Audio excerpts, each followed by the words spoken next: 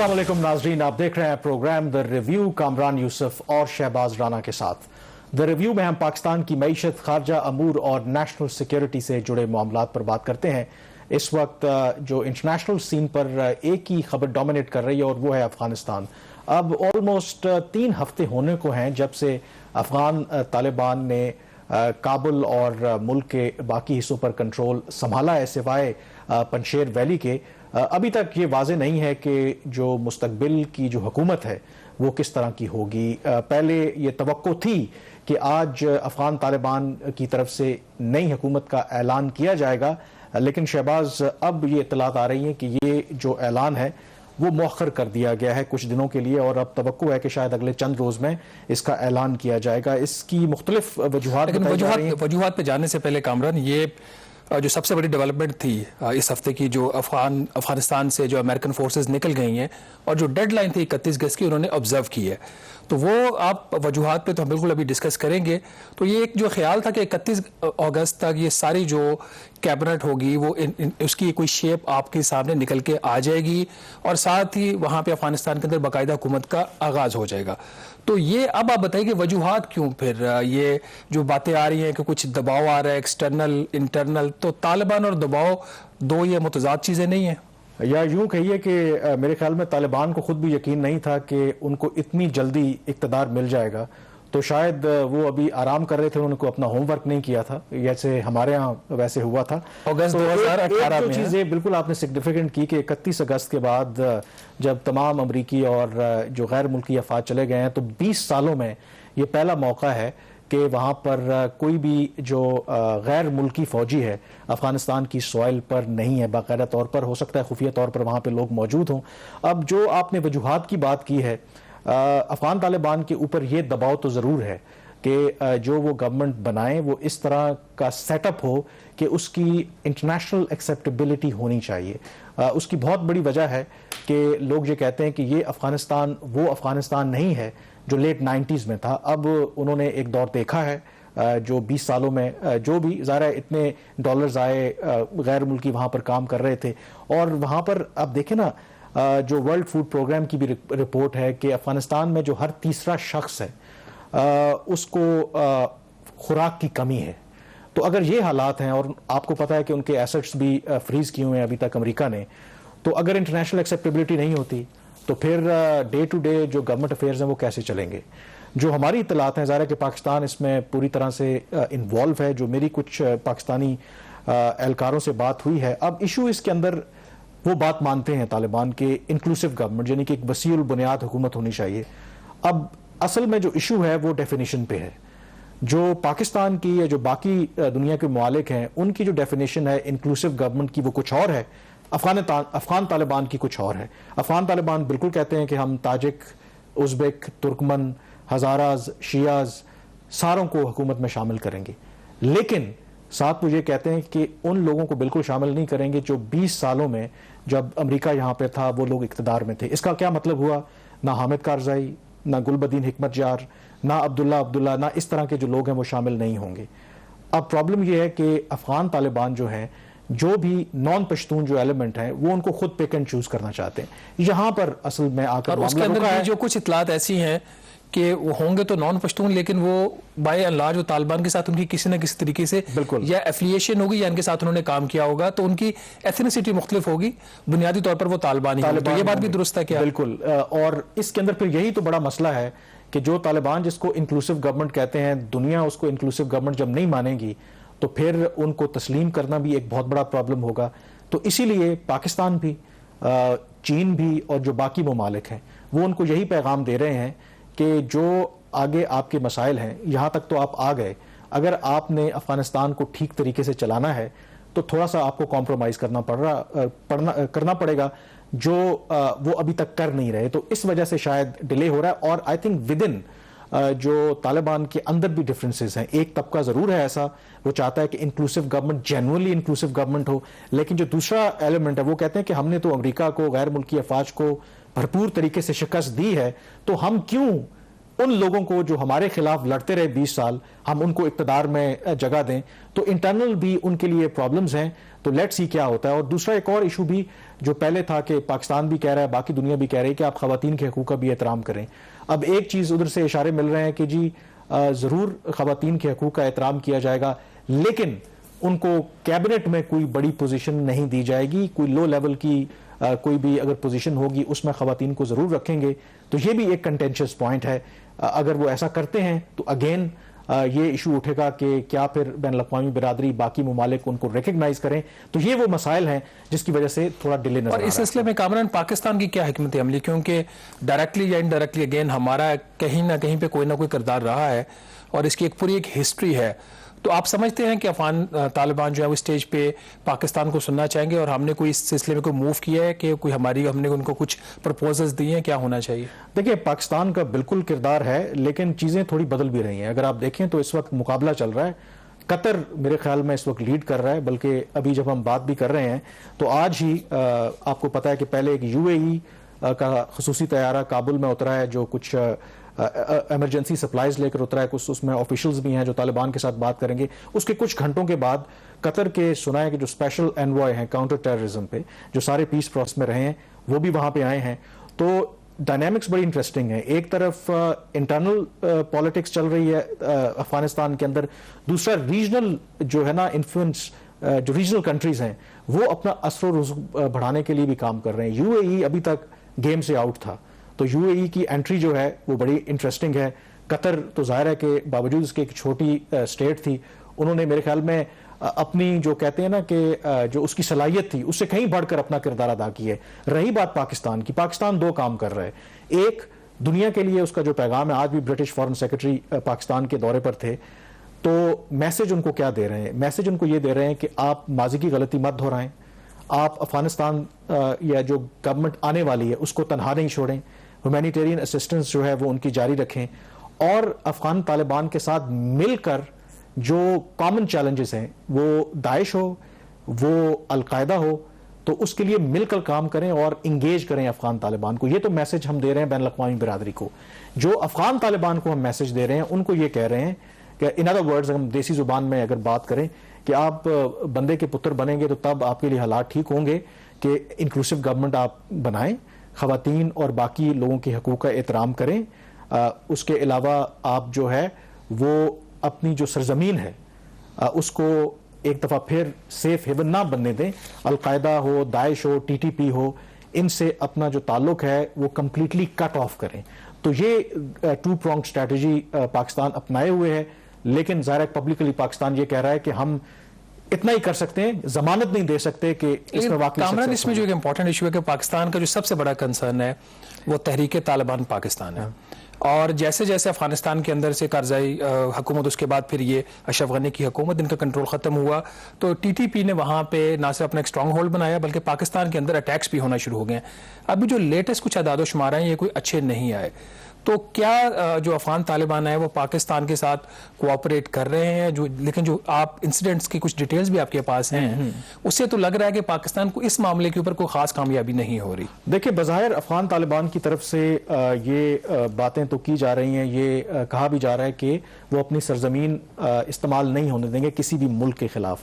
لیکن یہ بالکل آپ ٹھیک کہہ رہے ہیں کہ جو ایک لوکل تھنک ٹینک ہے جو ٹریک کرتا ہے کہ جو بھی دہشت گردی کے واقعات ہوئے ہیں, اگست کے مہینے میں ایک دم سے سپائک آیا ہے پاکستان میں دہشت گردی کے واقعات میں.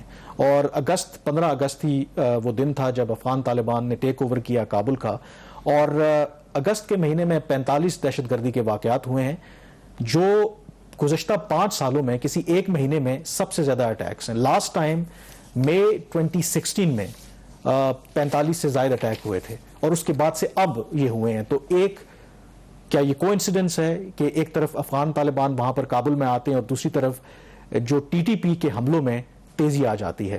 اب پاکستان اس سٹیج پر میرے خیال میں بینیفٹ آف ڈاؤٹ دینے کے لیے ان کو تیار ہے, کیونکہ افغان طالبان ظاہر ہے ابھی آئے ہیں, ان کے پاس ایک آرگنائزڈ انفراسٹرکچر نہیں ہے کہ ایسے گروپس کا مقابلہ کر سکے. تو اس سلسلے میں پاکستان کیا کر رہا ہے؟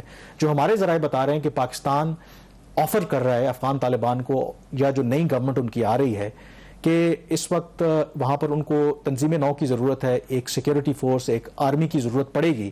تو پاکستان اس کے لیے افغان طالبان کی جو افغان فوج ہے اس کی تنظیم نو کے لیے، اس کی بحالی کے لیے مدد کرنا چاہتا ہے، اور اس سلسلے میں کہا یہ جا رہا ہے کہ ایک ہائی لیول وزٹ پاکستان کی طرف سے بھی ہو سکتا ہے۔ تو پاکستان کا یہ خیال ہے کہ اگر وہاں پر ایک آرگنائزڈ سیکیورٹی فورس، ایک آرگنائزڈ فوج وہاں پر آ جائے تو اس سے پھر یہ ہوگا کہ ٹی ٹی پی ہو، داعش ہو یا القاعدہ جیسے گروپ ہیں، اس سے نبٹنے کے لیے جو نئی گورنمنٹ وہاں پر آئے گی اس کو مدد ملے گی۔ تو اس کے اوپر بھی پاکستان اس وقت کام کر لیکن رہا اس ہے۔ میں جو پاکستان کا کامران سب سے بڑا کنسرن وہ اپنی جگہ پہ ابھی بھی موجود رہے گا، افغان آرمی کی ری بلڈنگ، اس کو کھڑا کرنا دوبارہ، پاکستان کا اس کا ٹریننگ میں کردار، وہ تو اپنی جگہ پہ ہے، لیکن یہ چیلنج جو ہے آنے والے دنوں تک ہمارے لیے بالکل رہے آئندہ گا۔ آنے والے دنوں پاکستان کے لیے رہے گا بھی، اور پاکستان یہ ماضی میں بھی کہتا رہا ہے کہ ماضی میں بھی پاکستان نے جب اشرف غنی کی یا حامد کارزائی کی حکومت تھی تو ان کو آفر کرتے رہے کہ ہم ان کی افواج کو ٹرین کرنا چاہتے ہیں، بلکہ یہ آفر بھی کی گئی کہ پورا ایک بریگیڈ لیول جو ہے افغان آرمی کا، جو اب تو ختم ہو گئی ہے، وہ کھڑا کرنا چاہتے ہیں، اور اس کے لیے نہ صرف ٹریننگ بلکہ تمام اکوپمنٹ بھی پرووائڈ کرنے کے لیے تیار تھے۔ اور یہ آفر جو ہے پاکستان کہتا ہے کہ جو نیکسٹ گورنمنٹ آئے گی افغانستان کے اندر، ظاہر ہے کہ طالبان کی ہوگی، ان کے لیے بھی یہ آفر موجود ہے۔ یہاں پر بریک لیں گے اور بریک کے بعد جنرل نعیم خالد لودھی ہمیں جوائن کریں گے تو ان سے اس حوالے سے تجزیہ لیں گے۔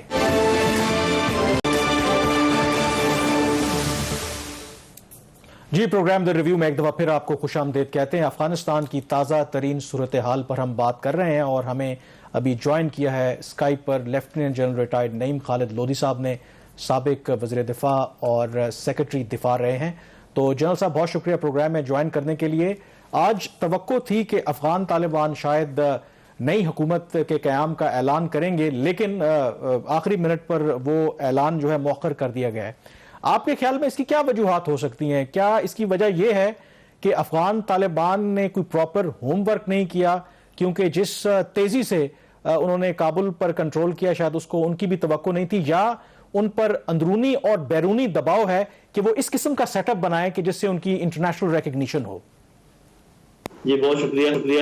ہوم ورک تو میرا خیال ہے کہ نہ کرنے کا اس لیے سوال پیدا نہیں ہوتا کہ یہ کوئی ایسی نئی اچانک تو نہیں بات، ٹھیک ہے یہ انہوں نے بے شک اس کے اوپر عملداری ذرا تیزی سے کر لی، لیکن بہرحال یہ سوچو بچار تو پہلے سے ہوگی، اور ہر پروونس میں ان کا اثر رسوخ تھا، اور ہر پروونس میں ان کو معلوم ہے کہ کون سے لوگ ہیں جو سمپتھیٹک ہیں ان کے تحریک کے ساتھ، تو وہ تو میرے خیال بڑا پرابلم نہیں ہے۔ میری ذہن میں دو چیزیں آتی ہیں، ایک تو یہ جو پنشیر کا معاملہ ہے اس کو یہ کسی ایک طرف بٹھانا چاہتے ہیں، یہ اپنا ریکارڈ تو خراب نہیں کرنا چاہ رہے تھے کہ خون خرابہ چونکہ اور کہیں نہیں ہوا تو انہوں نے بہت کوشش کی کہ وہاں بھی بات چیت سے مسئلہ حل ہو جائے، لیکن لگتا ہے کہ ویسا ہوا نہیں۔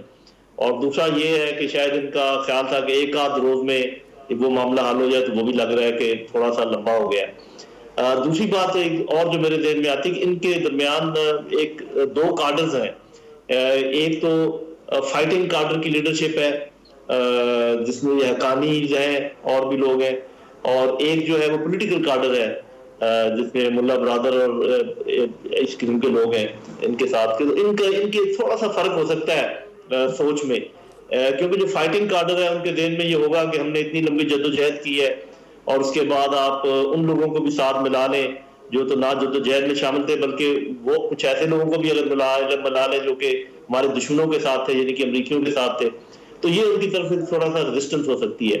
جبکہ پولیٹیکل کارڈر یہ سوچ رہا ہوگا کہ چونکہ ہمیں انٹرنیشنل ریکگنیشن چاہیے تو اس کے لیے بہت ضروری ہے کہ ہم تمام لوگوں کو شامل کریں، تو میرا خیال تمام لوگوں کو تو یہ شامل کریں گے۔ اب جو اس ڈیلے کے بعد جو مجھے نظر آ رہا ہے کہ جو پرانے لوگ جو امریکیوں کے ساتھ جنہوں نے کام کیا ہوگا، میرا نہیں خیال کہ ان کو یہ اپنی صفوں میں آنے دیں گے، گو کہ ان علاقوں کے اور جو لیڈرشپ ہے جو نیوٹرل رہی یا کم مخاصمت انہوں نے دکھائی یا ان کے ساتھ رہے، کیونکہ ابھی تو آپ کو پتہ ہے ان کے رینکس میں تمام لوگ شامل ہیں، تاجکس بھی ہیں، ازبکس بھی ہیں، ہزارت بھی ہیں، یہ صرف پشتون نہیں ہے جو اس دفعہ کے طالبان ہیں، تو یہ ایک دو فیکٹر ہو سکتے ہیں۔ باقی یہ ہے کہ آپ کو پتہ ہے ایسے موقع پر مشورے دینے والے بھی بہت ہوتے ہیں، پتہ نہیں کتنے کتنے مشورے باہر سے آ رہے ہوں گے، دائیں بائیں سے آ رہے ہوں گے، اور تو میرا اپنا خیال ہے کہ یہ ان کے اپنی سوچ بڑی پختہ ہے، اتنے آرام سے کسی کے اس میں بہلوے میں تو نہیں آنے والے، لیکن یہ جو بار بار شور اٹھ رہا ہے کہ جی اکنامک پرابلم اور ہے بھی جو کہ ایک حقیقت بھی ہے تو یہ جب تک آپ یہ نہیں کریں گے تو امریکہ آپ کے $9 بلین نہیں چھوڑے گا، تو وہ نہیں چھوڑے گا۔ حالانکہ میرا اپنا اندازہ یہ ہے کہ امریکہ اور جو امریکہ کے حواری ہیں وہ آپ الٹے بھی نکل کے آئے، انہوں نے وہی کرنا ہے جو انہوں نے کرنا ہے۔ وہ اس بات پر انحصار نہیں ہے کہ یہ اچھے ثابت ہوتے ہیں، وہ افغان طالبان کے مخالف ہیں، انہوں نے ہر حالت میں ان کا کام خراب کرنا ہے۔ یہ چیز اگر یہ سمجھ جائے تو میرا خیال اپنے جنرل خالد لودھی صاحب، اس میں جو آپ کا دوسرا پوائنٹ تھا کہ جو ڈیلے ہے اس میں گورنمنٹ کو بنانے میں، اس میں جو ان کے انٹرنل تھوڑا سا ڈیفرنسز آ رہے ہیں اوپینین کے، تو اگر ان افراد کو یہ حامد کرزائی اور یہ باقی جو افراد حکمت یارز اور یہ جو حکومتوں میں رہے ہیں پچھلے 20 سال، اگر طالبان ان کو حکومت میں شامل نہیں کرتے تو آپ کے خیال میں کیا یہ حکومت کے لیے زیادہ پرابلمز کریٹ نہیں کرے گا، پرٹیکولرلی جبکہ طالبان پچھلے 20 سے 25 سال کے عرصہ میں مسلسل وہ کسی نہ کسی حالت میں لڑائی میں وہ رہے ہیں، تو ایک فتیق بھی ہوتی ہے سپاہی کی، پھر پولیٹیکل کمپلشنز اپنی جگہ پہ ہیں۔ Do you think it will be a sustainable government without all those who were in power in past 20 years? جی دیکھیں، جب ہم سسٹینیبل گورنمنٹ کی بات کرتے ہیں اور انٹرنیشنل کمیونٹی کی بات کرتے ہیں تو ہمیں بالکل کلیئر ہونا چاہیے کہ ہم کیا بات کر رہے ہیں۔ انٹرنیشنل کمیونٹی کے 3 بلاک ہیں، 3 آپ حصوں میں تقسیم کر لیں، میں بلاک کا لفظ استعمال کرتا۔ ایک تو امریکہ اور ان کے الائز ہیں، دوسرا چین، روس اور ان کے الائز ہیں، اور تیسرا ایک نیوٹرل گروپ ہے جو دیکھ رہے ہوں گے۔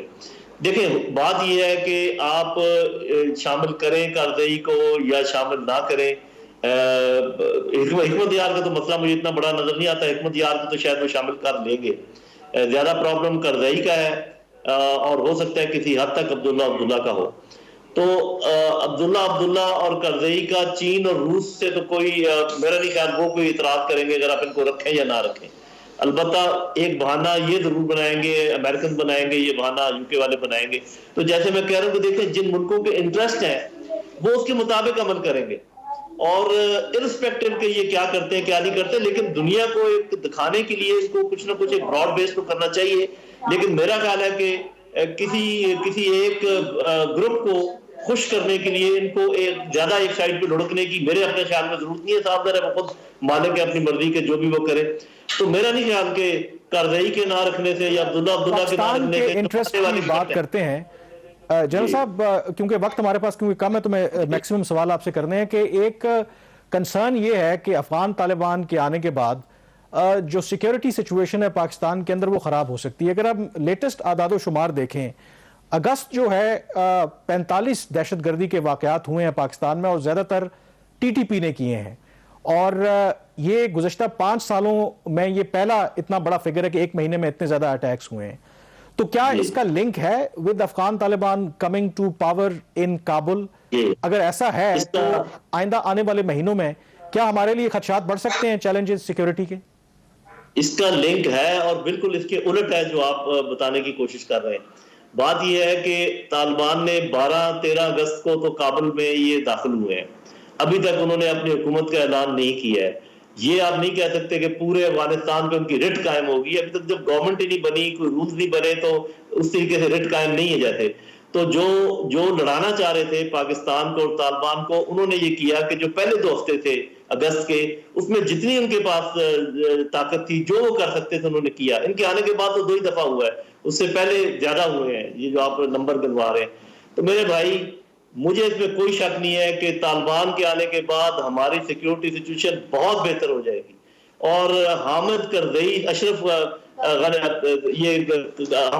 اور اشرف غنی، خاص کر اشرف غنی سے بری حکومت پاکستان کے حق میں نہ کبھی پہلے تھی نہ کبھی ہونے کا امکان ہے۔ پتہ نہیں ہم کیوں بھول جاتے ہیں کہ اس کی موجودگی میں ہمارا کتنا خون بہایا گیا۔ میں آپ سے سوال کروں، آپ یہ کہہ رہے ہیں کہ ہمارے لیے بہت بہتر ہوگا، کیا جو افغان طالبان ہیں جب ان کی ریٹ اسٹیبلش ہو جائے گی، جب وہ گورنمنٹ بن جائے گی، تو آپ کے خیال میں وہ ٹی ٹی پی کے خلاف ایکشن لیں گے جو مطلوبہ افراد ہیں، یا ہمارے حوالے کریں گے، یا ان کو ایلیمنیٹ کریں گے؟ کیا آپ کو یہ نہ وہ آپ کے حوالے کریں گے، نہ وہ کوئی ایکشن لیں گے، ان کو وہ ڈس آرم کر دیں گے اور ان کو کہیں گے کہ آپ ہماری زمین کسی صورت میں پاکستان کے خلاف استعمال نہیں کر سکتے۔ اس سے زیادہ ہمیں ایکسپیکٹ کرنے کی ضرورت نہیں ہے۔ لیکن اگر یہ بھی ہو جائے اور پیچھے سے جب را بھی پیچھے سے ہٹ جائے اور سی آئی بھی پیچھے سے ہٹ جائے تو آپ دیکھیں سین کتنا چینج ہو جائے گا۔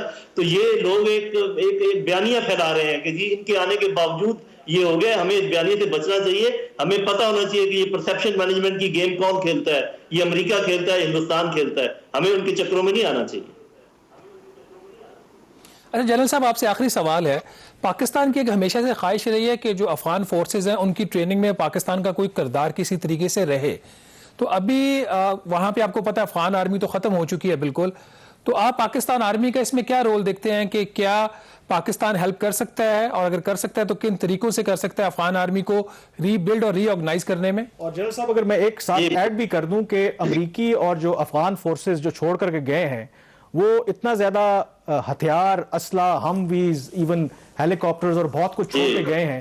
کچھ ناکارہ بنا گئے ہیں, کچھ کو وہ خراب کر گئے ہیں. تو ایک تجویز یہ بھی ہے کہ پاکستان شاید یہ کانٹریکٹ لے سکتا ہے اور وہ جتنے اکوپمنٹ ہیں ملٹری ان کو سروسیبل بنا سکتا ہے, آپریشنل کر سکتا ہے. تو اس میں بھی کیا پاکستان کا کردار ہو سکتا ہے؟ پاکستان تو اس چیز کا اسپیشلی ماہر ہے, جو آپ نے آخر میں بات کی.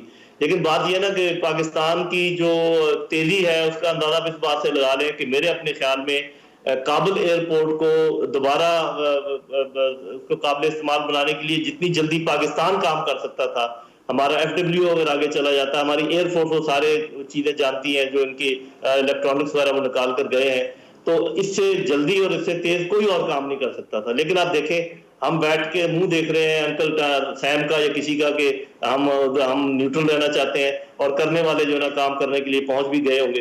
تو بات یہ بھائی اس میں ذرا ملک کی پولیٹیکل ول بھی چاہیے ہوتی ہے, ورنہ پاکستان ان کی ٹریننگ بھی کر سکتا ہے, ان کی جتنا اکوپمنٹ خراب ہے اس میں سے آپس میں اس کو ہم کینیبلائزیشن کہتے ہیں کہ ایک ہی چیزیں دوسرے میں ڈال کے ان کو ٹھیک بھی کر کے دے سکتا ہے, سب کچھ کر کے دے سکتا ہے.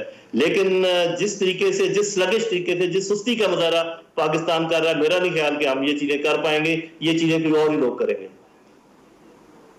چلے بہت شکریہ جنرل صاحب, آپ نے بڑا انٹرسٹنگ پرسپیکٹو, کیونکہ کابل ایئرپورٹ کو آپریشنل بنانے کے لیے اس وقت قطر, یو اے ای اور ترکی کے درمیان سخت مقابلہ جاری ہے. لیکن آپ کا پرسپیکٹو یہ ہے کہ اگر یہ ٹاسک پاکستان کو دیا جاتا تو شاید پاکستان ان تمام ملکوں کے مقابلے میں بہت بہتر کر سکتا تھا. بہرحال یہاں پر بریک لیں گے اور بریک کے بعد تھوڑا بات کریں گے معیشت پر, اور جو روپے کی قدر ہے ڈالر کے مقابلے میں وہ کیوں مسلسل کم ہو رہی ہے.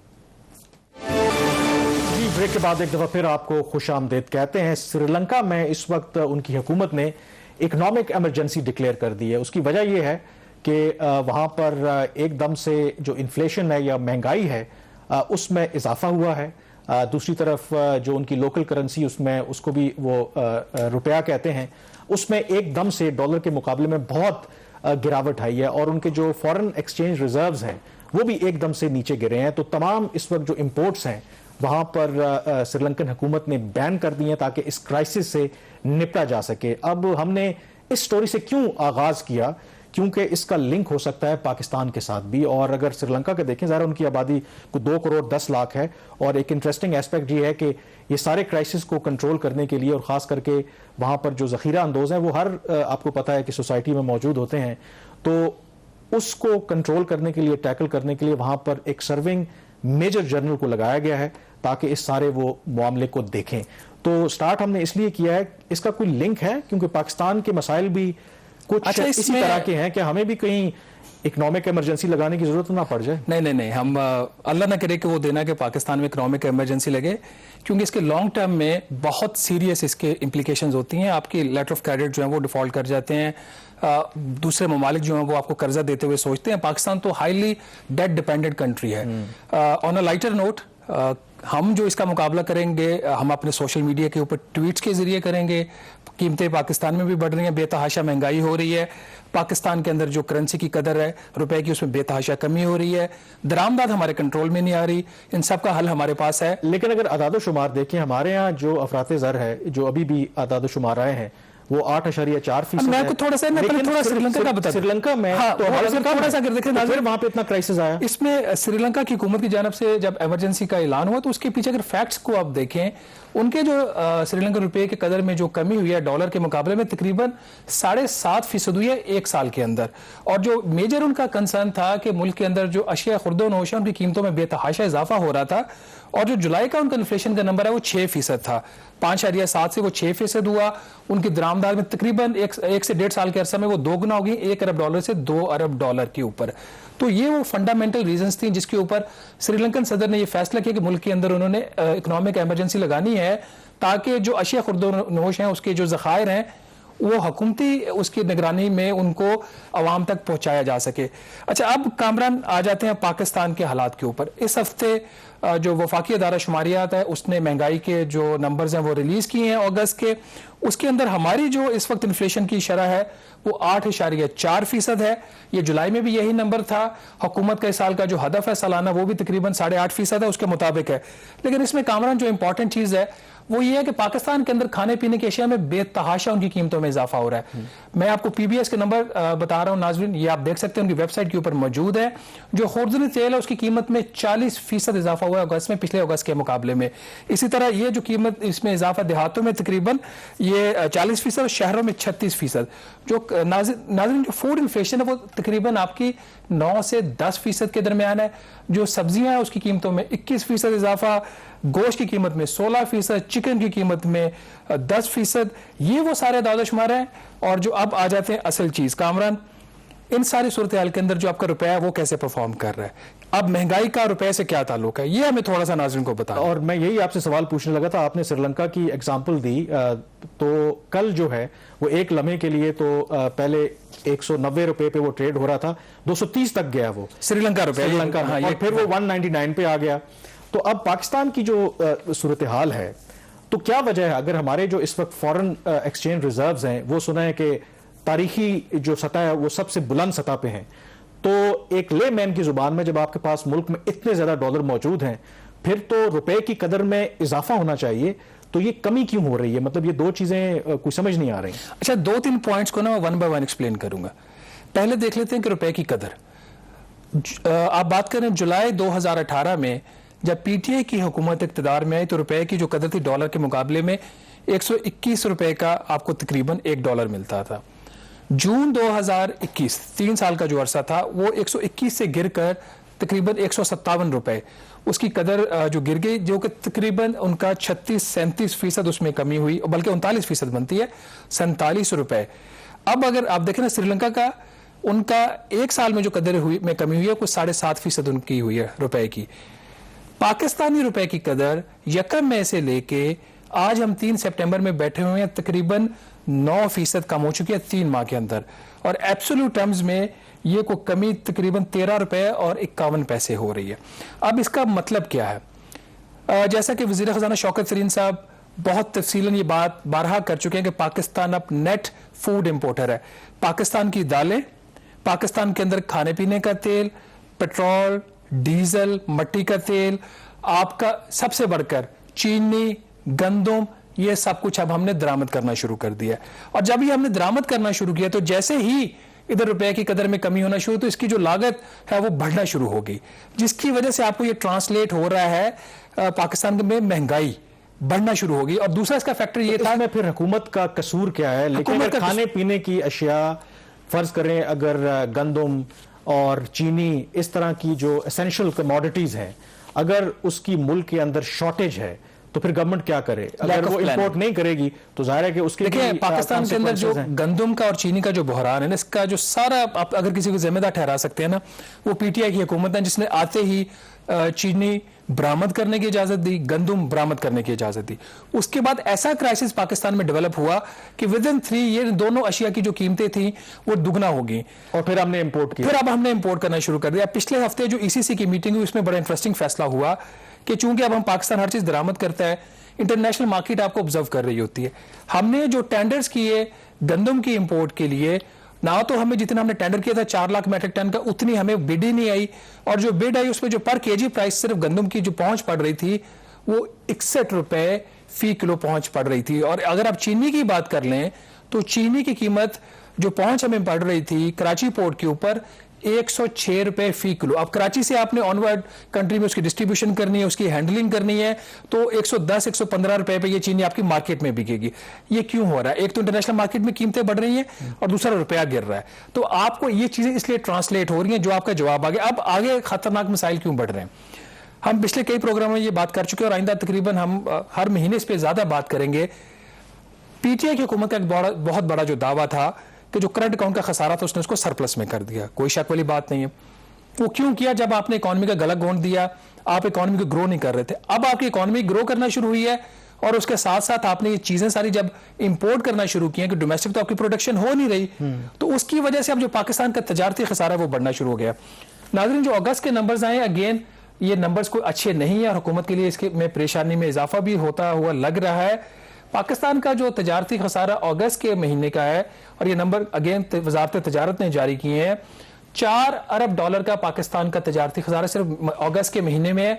अगर आप इसमें दरामदाद देख लें तो ये $6.3 अरब की माहाना दरामदाद है, और इसके मुकाबले में अगर आप एक्सपोर्ट्स जो पाकिस्तान की बरामदाद है उसको देखें तो वही तकरीबन $2.2 अरब के आसपास।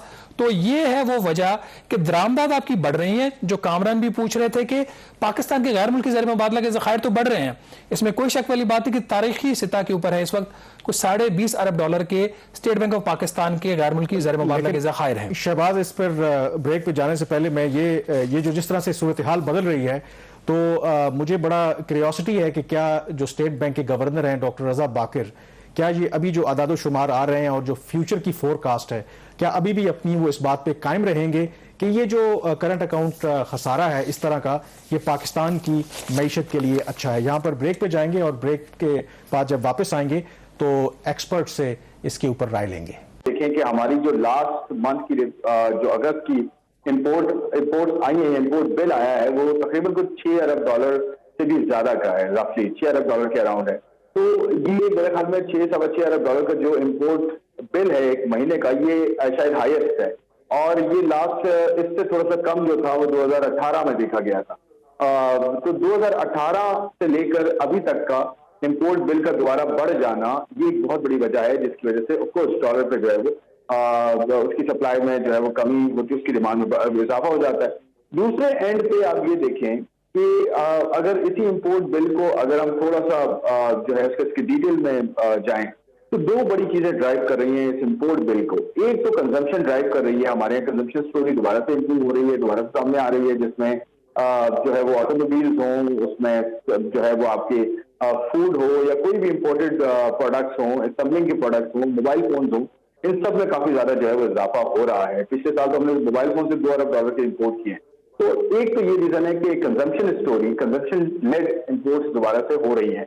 दूसरी चीज ये है कि आपने देखा होगा टर्फ फाइनेंसिंग की स्टेट बैंक ने जो है वो कम शरत सूद पे जो है वो कर्जे दिए थे, एक स्पेशल जो है वो स्कीम निकाली थी, जिसमें कंपनीज जो हैं या एग्जिस्टिंग ग्रुप्स जो हैं वो एक्सपेंशन भी कर रहे थे और नई ग्रीनफील्ड जो है वो इन्वेस्टमेंट भी की है, जो कि $2-2.5 अरब की बनती है। उसकी जो पेमेंट्स हैं वो अब जाना शुरू हुई है, मशीनरी इंपोर्ट्स की और एलसीज जो खुली थी। तो ये दो बड़े रीजन है। फिर तीसरा बड़ा रीजन जो है वो आपको पता है ऑयल प्राइसेस बहुत ज्यादा ऊपर है लास्ट ईयर के मुकाबले में, तो ऑयल प्राइसेस का एक इम्पैक्ट है। एलएनजी हम बहुत ज्यादा महंगी इंपोर्ट कर रहे हैं। फिर फूड प्राइसेस जो इंटरनेशनल मार्केट में बहुत ज्यादा है, इवन हमने फूड इंपोर्ट किया है। इसके साथ साथ एक एडेड प्रेशर जो हमें लगता है कि इस वक्त मार्केट में आ रहा है वो अफगानिस्तान का फैक्टर है। यूएस ने 20 सालों में तकरीबन $1 ट्रिलियन डाला है, जो कि पर डे की रिक्वायरमेंट उनकी $15 मिलियन है तकरीबन। पाकिस्तान की पर डे की रिक्वायरमेंट तकरीबन कोई एक एस्टिमेट के हिसाब से $50-55 मिलियन है। तो ये 25% का एडेड प्रेशर, 75 हमारा अपना है इंपोर्ट का, 25% का एडेड प्रेशर मेरे ख्याल में एक इनडायरेक्ट जो है वो मार्केट से भी आ रहा है, जहाँ पे बिल्कुल फंडिंग ड्राई अप हो गई है। आईएमएफ में 500 खुरम साहब, जो मार्केट से इतलात आ रही है कि अगर अफगानिस्तान में कोई डॉलर जा भी रहा, कोई $2 मिलियन पर डे है, विच मीन्स कि पिछले कोई 15-16 दिन में वो चला गया होगा $30-35 million, which is not a big amount. अब मसला ये है, जो कि आपके लिए सवाल भी है, एक तरफ अगर आपकी $6.3 अरब की इंपोर्ट्स होती है माहाना, तो दूसरी तरफ हमें बताया जा रहा है कि पाकिस्तान के जो गैर मुल्की ज़र मुबादला के ज़खायर है स्टेट बैंक के, वो तारीखी तौर पर $20.5 अरब के हैं।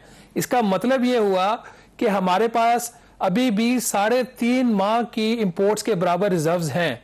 तो फिर ये कोई कनेक्शन बन नहीं रहा कि अगर इंपोर्ट्स बढ़ भी रही हैं, रिजर्व्स तो अपनी जगह पे मौजूद हैं, तो मार्केट क्या ये सिग्नल पिक नहीं कर रही, या मार्केट को पता है कि जितने भी रिजर्व्स हैं इसमें आधे से ज्यादा तो उधार लेके बनाए गए हैं? देखिए, बड़ा ये जबरदस्त जो है वो एक इस वक्त इंटरेस्टिंग जो है वो क्वेश्चन है, इंटरेस्टिंग सिचुएशन है इनफैक्ट, कि आपके यहाँ अभी जो है तकरीबन कोई $2 अरब से ज्यादा आईएमएफ ने पैसा दिया है और वो आपके जो है रिजर्व में आ गया है। उसके बावजूद मतलब एक तरफ आपके रिजर्व बढ़ रहे हैं और दूसरी तरफ आपकी करेंसी जो है डिवाली हो रही हो। लगता यह है कि स्टेट बैंक ने जो एक स्टांस लिया है और पिछले कई महीनों से लिया है, वो ये کہ مارکیٹ میں اگر جو ہے ڈالر کی ڈیمانڈ بڑھتی ہے اور روپے کی ڈیمانڈ کم ہوتی ہے تو ڈالر کی ویلیو میں اضافہ ہونا، یعنی کہ مارکیٹ ڈریون اپروچ جو کہ جسے کہتے ہیں، میرے خیال میں اس کو فالو کیا جا رہا ہے۔ لیکن اس کے دو پہلو ہیں، ایک پہلو جو پازیٹیو ہے وہ یہ ہے کہ ساتھ ساتھ اگر کرنسی ایڈجسٹ ہوتی رہے، آپ کی امپورٹس بڑھ رہی ہیں، آپ کے یہاں ڈالر کم آ رہا ہے، نکل زیادہ رہا ہے، تو آپ کے یہاں کرنسی ڈی ویلیو ہوگی، ڈیپریشیٹ ہوگی۔ اسی طرح سے اگر آپ کے یہاں ڈیمانڈ جو ہے وہ کم ہو رہی ہے ڈالر کی اور آپ کے انفلو زیادہ ہو رہا ہے ڈالر کا، تو آپ کے یہاں اپریسیشن بھی ہونی چاہیے۔ اس میں بھی جو ہے آپ کے یہاں 151 پہ جو ہے وہ ڈالر گیا تھا، 151 روپی کا آج مئی میں جو ہے ٹچ ہوا تھا۔ تو پوائنٹ یہ ہے کہ ایک تو پازیٹیو ایسپیکٹ ہے کہ مارکیٹ ڈریون اپروچ، دوسری طرف پرابلم یہ ہے ہمارے یہاں کہ ہمارے یہاں انفلیشن جو ہے وہ بڑھ جاتی ہے، ہمارے یہاں قرضوں کی ادائیگیاں جو ہے وہ بڑھ جاتی ہیں۔ ہمارے یہاں باہر سے آپ یہ دیکھیں کہ ایک ڈالر میں اگر روپے کا فرق پڑتا ہے اس کی ویلیو میں، تو تقریباً جو ہے وہ 125 ارب سے زیادہ کی ضرورت سے امپیکٹ پڑتا ہے کم سے کم ایک خالی روپے کے چینج ہونے سے، آپ کی ایکسٹرنل جو ہے بورنگ سے، اور آپ نے باہر جو قرضوں کی ادائیگیاں دینی ہوتی ہے۔ تو یہ انفلیشن قرضوں کی سائڈ یہ ڈاؤن سائڈ ہے۔ پازیٹیو سائڈ یہ ہے کہ کرنسی ایڈجسٹ ہوتی رہے گی، امپورٹس نیچرلی اس کے حساب سے ایڈجسٹ ہوں گی، جو کہ ساتھ سے شاید اسٹیٹ بینک کا کہ مارکیٹ ڈریون اپروچ ہونی چاہیے، رادر دین کے ریزروز کو پھینک کے جو ہے وہ کرنسی کو آرٹیفیشلی جو ہے وہ مینج کیا جائے۔ اچھا خرم صاحب، آپ نے کہا کہ بالکل یہ مارکیٹ ڈریون اپروچ ہونی چاہیے، ظاہر ہے کہ اس کے اوپر بھی ڈیفرنٹ اوپینینز ہیں کہ ظاہر ہے کہ پاکستان کی معیشت اس طرح جو ترقی یافتہ ممالک ہیں اس طرح کی تو ہے نہیں، کہیں نہ کہیں انٹرونشن کی ضرورت پڑتی ہے۔ آپ کے خیال میں یہ جو موجودہ صورتحال ہے اور آگے لگ بھی رہا ہے کہ شاید امپورٹس میں اور بھی اضافہ ہوگا، کیا ابھی تک چیزیں مینیجبل ہیں یا منسٹری آف فائنانس کو، اسٹیٹ بینک آف پاکستان کو اب تھوڑا کوشش ہونا چاہیے کہ اگر یہ چیزیں اسی طرح سے چلتی رہیں تو حالات آؤٹ آف کنٹرول ہو سکتے ہیں؟ دیکھیں یہ بڑا امپورٹنٹ ایسپیکٹ ہے۔ منسٹری آف فائنانس کی آپ نے بات کی ہے، منسٹری آف فائنانس تو یہ دیکھے گی کہ اس کے ٹیکسز بھی ساتھ میں بڑھ رہے ہیں۔ آپ یہ دیکھیں کہ 5800 بلین 5800 ارب روپے کا ٹیکس کا ٹارگٹ ہے، اور جس طرح سے امپورٹس بڑھتی ہیں 40% تقریباً 40% حصہ جو ٹیکسز ہیں وہ امپورٹ سے آ جاتا ہے خالی۔ تو وہ تو ایک نیچرل جو ہے ان کا ایک کانفلکٹ بھی ہو سکتا ہے کہ وہ تو چاہیں گے جی ٹیکسز بڑھیں اور ٹیکسز کا ٹارگٹ بھی پورا ہو۔ تو ایک طرف دیکھیں، میں تھوڑی سی آپ کو نمبر دیتا ہوں۔ خرم صاحب تھوڑی سی قطع کلامی ہو رہی ہے، میں تھوڑا سا فیکٹ کو کریکٹ کر دوں۔ یہ 40% کا بھی ہوتا تھا جب پی ایم ایل این کی حکومت ہے۔ جو اگست کے نمبر آئے ہیں، ہماری جو ٹوٹل ٹیکس کلیکشن ہے 850 ارب روپیہ، اس کے اندر 460 ارب یا تقریباً 55% اب امپورٹس کے اوپر آ رہا ہے۔ تو یہ ناظرین کو یہ بات واضح رہے، آپ کا بڑا ریلیونٹ پوائنٹ ہے کہ جب امپورٹس بڑھ رہی ہیں تو آپ کے ایف بی آر کے ریونیوز بڑھ رہے ہیں، اس کا شیئر دیکھ لیں کتنا ہے، 55% ٹوٹل ٹیکس کلیکشن میں۔ جی بالکل صحیح شہباز، میں ایوریج کی بات کر رہا تھا پچھلے فیو ایئرس کی، آپ نے بالکل صحیح کہا کہ ریسنٹ نمبرز میں اور بڑھ گیا ہے۔ اچھا، اس میں یہ کہنا چاہ رہا ہوں کہ اگر میں 40% بھی رکھ لوں، لیٹ سے کم بھی رکھ لوں، تو آپ کے 40% ٹیکسز کا مطلب یہ ہوا کہ 5800 کا 40% تقریباً 2.4 ٹریلین روپیز، یہ 2400 ارب روپیہ۔ اب آپ یہ دیکھیں کہ آپ کے یہاں جو امپورٹس ہیں ان میں اضافہ کتنا ہو رہا ہے، تقریباً 25% جو امپورٹ میں اضافہ ہو سکتا ہے، یعنی کہ اس سال ہم جو ہے ٹوٹل امپورٹس ہماری تقریباً 70 سے 72 بلین ڈالر ہو سکتی ہے آج کے ریٹ پہ، اگر میں 12 مہینے کو جو ہے وہ لگاؤں، یعنی کہ آج ہی کی جو ریٹ چل رہا ہے ہر مہینے کی امپورٹس، وہ 12 مہینے میں کتنی ہوں گی؟ تو اس کا 40% کے حساب سے اگر جنریٹ کریں تو 600 650 700 ارب روپیہ صرف امپورٹ سے آ جائے گا۔ اگر آپ 55% لگائیں تو یہ تو 800 بلین روپیز جو ہے صرف امپورٹ سے آ جائیں گے۔ اب ہمیں یہ فیصلہ کرنا ہے کہ کیا ہمارا جو کرنٹ اکاؤنٹ ڈیفیسٹ ہے، جو اس سال کی ایکسپیکٹیشنز ہیں 10 بلین ڈالر تک جا سکتا ہے کرنٹ اکاؤنٹ ڈیفیسٹ، اگر یہ ریٹ چلتا رہا اور آپ کی ایکسپورٹ 30 ارب کی رہی، 31 ارب کی رہی، آپ کی ریمیٹنسز 30 31 32 ارب کی رہی، تو کرنٹ اکاؤنٹ ڈیفیسٹ آپ کا 10 ارب ڈالر سے جو ہو سکتا ہے۔ پھر اس کے علاوہ آپ کی فائنینسنگ ری پیمنٹ کی بھی ریکوائرمنٹ ہے، تقریباً 10 ارب ڈالر کی ری پیمنٹ کی ریکوائرمنٹ ہوتی ہے۔ لیکن کرنٹ اکاؤنٹ ڈیفیسٹ 10 ارب کا کرنا ہے آپ کو، 1 ارب سے لے کر 10 ارب تک جانا ہے، یا پھر اپنی ٹیکس کے ٹارگٹ کو پورا کرنا ہے، یہ ہمیں فیصلہ کرنا ہوگا، کیونکہ ادروائز۔ خرم صاحب آپ سے آخری سوال، وقت کم ہے ہمارے پاس۔ ایک اپروچ یہ بھی ہے، بلکہ یہ ایک بات چل رہی ہے کہ 2 ہی میجر ٹولز ہیں اسٹیٹ بینک آف پاکستان کے پاس کرنٹ اکاؤنٹ خسارے کو قابو کرنے کے لیے، شرح سود اور روپے کی قدر میں کمی۔ شرح سود بڑھانا شاید سیاسی طور پر اس وقت مشکل ہے، تو کیا یہ بات درست ہے؟ کچھ ایسی اطلاعات آپ کے پاس بھی ہیں کہ اسٹیٹ بینک آف پاکستان خود یہ چاہ رہا ہے کہ اس وقت جو روپے کی قدر میں ہے وہ کمی ہو، تاکہ کسی طریقے سے کرنٹ اکاؤنٹ خسارہ 10 ارب ڈالر آپ کہہ رہے ہیں، 13 ارب ڈالر کا بھی نمبر آ رہا ہے سامنے۔ دیکھیں یہ میں نے اس سے پہلے کہا کہ مارکیٹ ڈریون اپروچ رکھنی پڑے گی۔ آئی ایم ایف کے ساتھ ہم نے ایک معاہدہ کیا ہوا ہے، ہمیں مارکیٹ ڈریون اپروچ رکھنی پڑے گی، اور وہ اسٹیٹ بینک شاید یہ نہ کرے کہ جی روز جو ہے وہ ڈالر پھینکے اور اس کی وجہ سے روپی کو سپورٹ کرے. مجھے نہیں لگتا, مطلب یہ ہو سکتا ہے اسٹیٹ بینک آگے جا کے تھوڑا مینج کرے. لیکن ایک چیز میں کہنا چاہوں گا, آپ جو 2 ٹولز کی بات کر رہے ہیں اس میں ایک ٹول تو انٹرسٹ ریٹ کو بڑھانا یا کم کرنا ہے, دوسرا روپی کو جو ہے مینج کرنا ہے. میرے خیال میں جب تک ریفارمز نہیں ہوں گے, hard core reforms, financial management کے ریفارمز, پبلک سیکٹر فائنانسز کے ریفارمز, انرجی سیکٹر کے ریفارمز نہیں ہوں گے, آپ یہ نہیں ایکسپیکٹ کریں کہ ہم 4-5% کی گروتھ کریں گے اور کرنٹ اکاؤنٹ ڈیفیسٹ نہیں ہوگا ہمارے پاس. ہم اگین ولنریبل ہو جائیں گے 4-5% کی گروتھ کر کے, جب تک ہم ریفارمز نہیں کرتے. اور اگر ہم ریفارمز نہیں کرتے تو ایک مینیجیبل جو گروتھ ریٹ ہے وہ 1.5-2% ہوگا, اس کے علاوہ ہم اوپر نہیں جا سکتے. تو ہارڈ کور ریفارمز کرنے کی ضرورت ہے. یہ سیکنڈری ٹول انٹرسٹ ریٹ اور کرنسی جو ہے یہ سسٹینیبل بیسس پہ مینیج نہیں کر سکتے اکانومی. چلے بہت شکریہ خرم صاحب, کیونکہ آخر میں ہی آپ نے کی بات کی کہ ریفارمز, اور یہی جب عمران خان صاحب اقتدار میں نہیں آئے تھے تو کہتے تھے کہ ریفارمز کریں گے, اور آج جب ان کو 4تھا سال ہے تو آج بھی اگر ہم ریفارمز کی بات کریں تو لگتا ہے یہی ہے کہ ہم اسی چکر میں ابھی تک گھوم رہے ہیں. بہرحال پروگرام دا ریویو سے اتنا ہی. مجھے کامران یوسف اور شہباز رانا کو اب اجازت دیجیے.